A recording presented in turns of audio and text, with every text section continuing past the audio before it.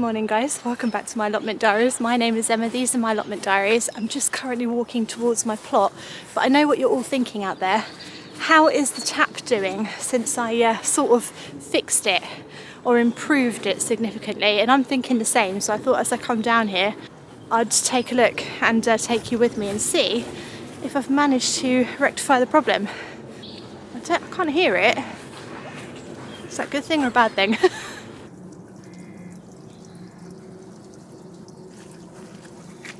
Here we go.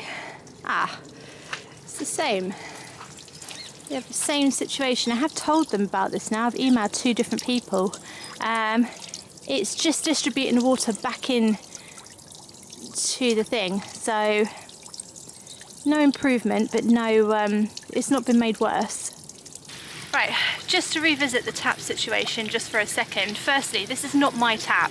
This is property of the allotment committee, so this is like a communal tap. It's not my problem. I'm not paying for it or anything. One of the things that a lot of people said was that as I turned it, it turned off for a split second, and couldn't I just do that? It doesn't turn off for a split second. So if I just do this really, really slowly, at no point does this tap stop. There's no point in the middle where it stops. If I do it quickly, it's going to look like it's stopped, but it's not. This is all I can do. To be honest, it does seem to be going this way a bit more now. I think it might need another...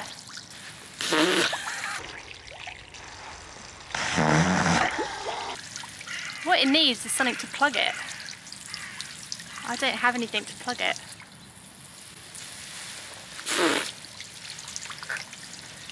Oh.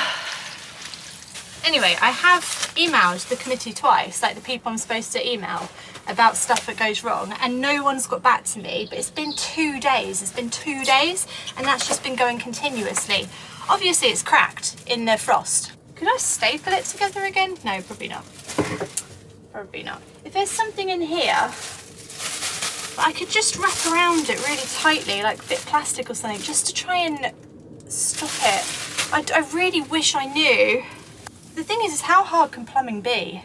Do you know what I mean? Like, plumbing is everywhere. It can't be that hard. Lots of people are plumbers. So with that logic in mind, oh hi Einstein. Oh, he's come right up to the shed. I used to have duct tape in here, but I don't have any anymore. I've got flipping water pipe. Would that work then? Can I use water pipe? Could I put a bit of water pipe over it? Yeah, maybe I could put a bit of water pipe over it. Right, we'd better feed this little guy first because he really is waiting so nicely. He's so patient. Don't place those down. Oh, sausage. Oh gosh. I was just saying how nicely you're waiting, and straight on my camera. There's a tree there. There's a perfectly good tree. Don't mind awfully staying on the tree. Right. Honestly. Right, I'll break these up for you because they were a bit big yesterday, weren't they? Come on in. Brekkie. Good boy.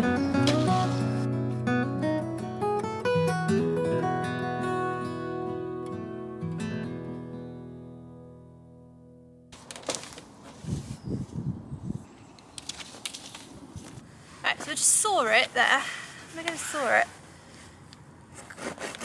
Oh God. We might as well try it. We might as well. Right. Thing is how am I going to get over it? What I've got to do is make a split across the top. Got to make a split in it. That's actually quite tricky. I'm not quite sure how to do that. Maybe like that.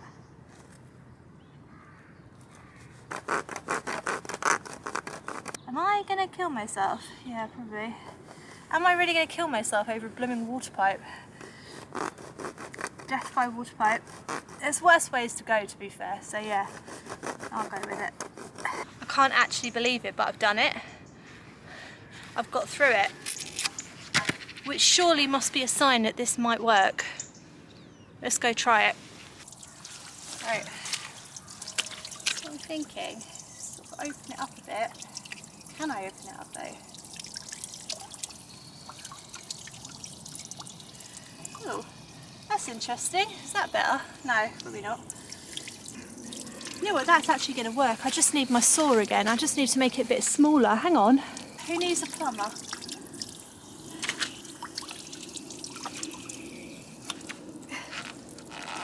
Oh, shit.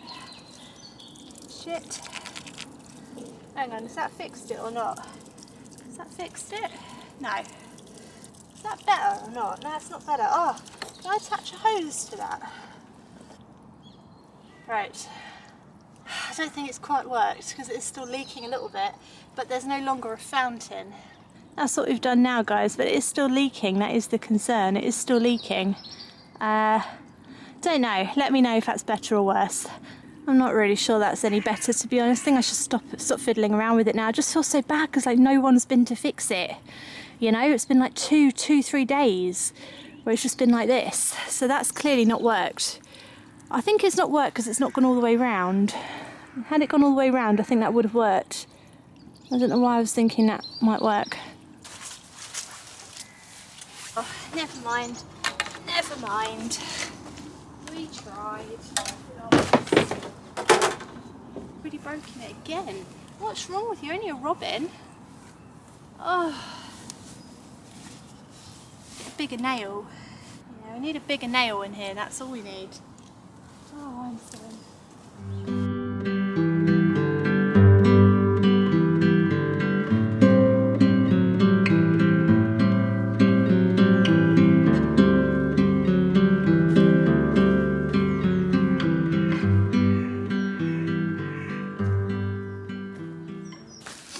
I have been neglecting my greenhouse area for a little while. I think because I know the greenhouse isn't going up immediately. I'm going to put it up, I think, beginning of Feb. I think that'd be the sensible thing to do. Maybe a little bit before, maybe the last weekend of January, maybe next week, maybe tomorrow. I don't know. But I've been neglecting the area. I'm going to dig it all out now. A lot of you were saying, don't use a spade, use a fork. The thing is, guys, is I've dug a lot of stuff out the ground. Like I've cleared this entire plot, and I have found that a spade or a shovel, it sort of breaks through roots a bit easier, and a fork takes me longer. So this is sort of learned experience of clearing 2 allotment plots by hand. And I will say that I do like the old spade. I'm going to dig a bit out with the fork and then move to the spade, but I find a spade easier. So thanks for your tips, but I think you'll find I've done it a few times, guys. You're talking to an expert here. So, watch and learn. Oh dear.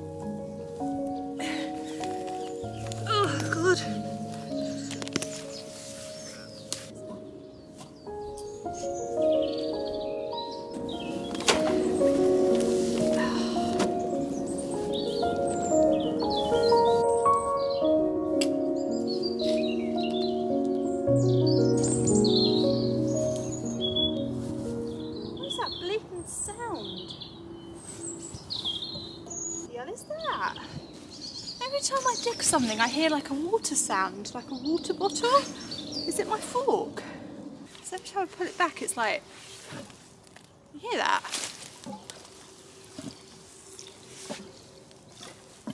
Why is there water in my fork? Why is there water in my fork? Why would that be a feature? Don't know, I'm just trying to think. Is that why it's so heavy? Is it full of water? Yeah, it is. What kind of feature is that on a fork?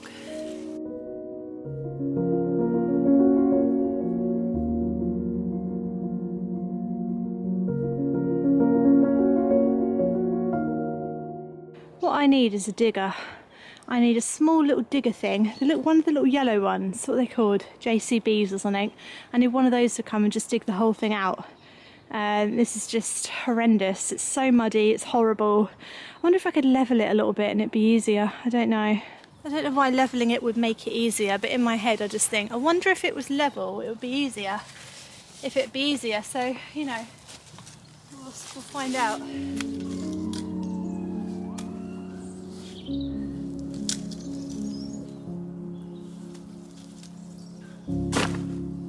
Turns out it doesn't matter how bleeding straight the ground is, it's still hard work. It's not looking good. It's just thick with mud, it's thick with weeds. God, I just want a digger. Has anyone got a digger? I think I am going to stick with the plan of covering it. I'm going to dig a bit out, as much as I can really, but it is impossible. Nothing's impossible. I know, but it feels impossible. Yeah, I'm going to dig as much of it out as I can, and then I'm going to cover it over with a really thick weed membrane, put the greenhouse on top. Yeah.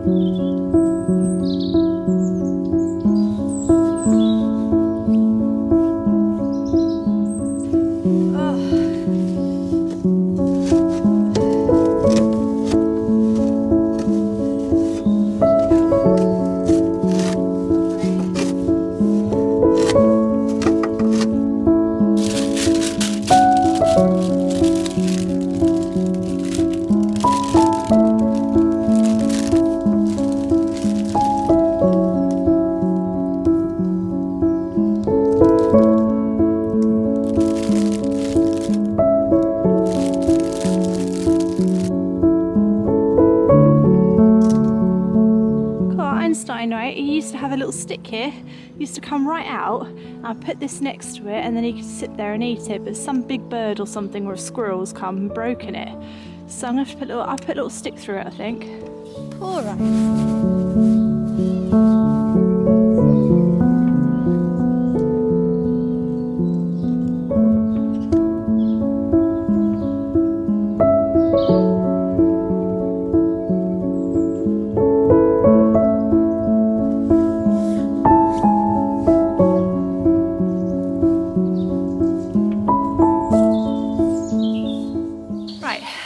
Videos ago I talked about the fact that I've covered over most of my growing beds this year with either black plastic ground sheet or like weed membrane or cardboard. It's the first time I've ever done this. Normally I'll leave my beds completely exposed to the elements even if there's nothing growing in them and just deal with the consequences of that, because I just thought, nah, I won't cover them. Firstly, I think it looks a bit naff and I still don't like the way it looks. It makes me feel very depressed. I'd rather have something growing than not growing, but the reality is there's not that much you can grow over the autumn winter and keep growing all winter long, so some beds are just going to be empty, so I've covered them over.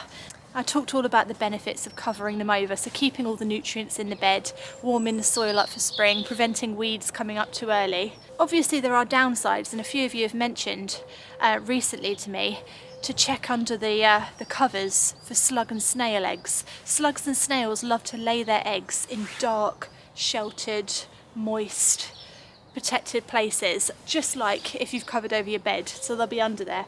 The good news is they tend to lay them on the surface so you'll be able to see them. So as long as you check, I think you'll be able to catch them in time.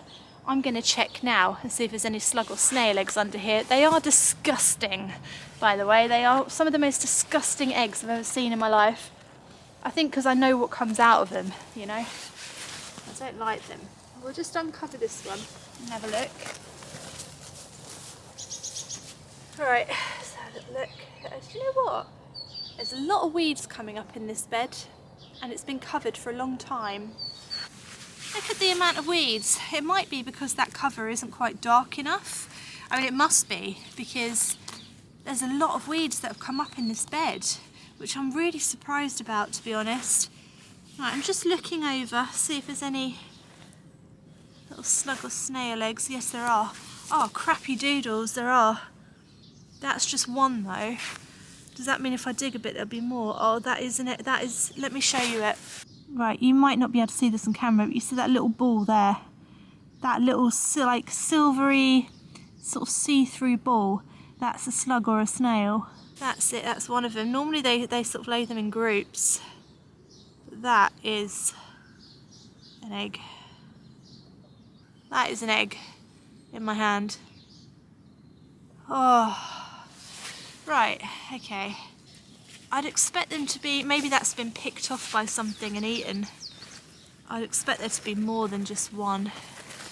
It's normally a little gang of them, a little group. Let's check another bed.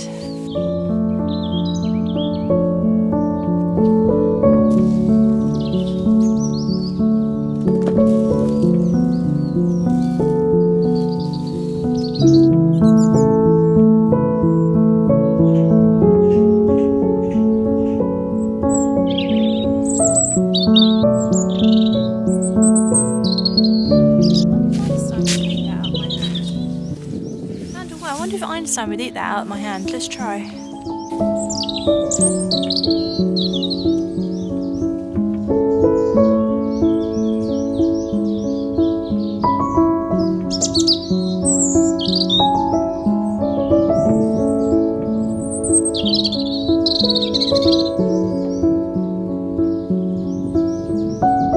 Absolutely not interested in me whatsoever. That's all right.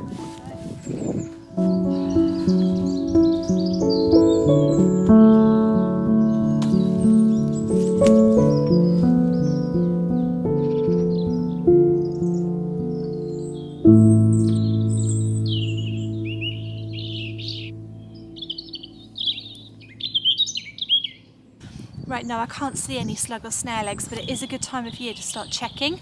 Check in the corners of your beds, check under any crops that are already growing, that sort of anything that's causing shelter and like a protective kind of area for them to hide in.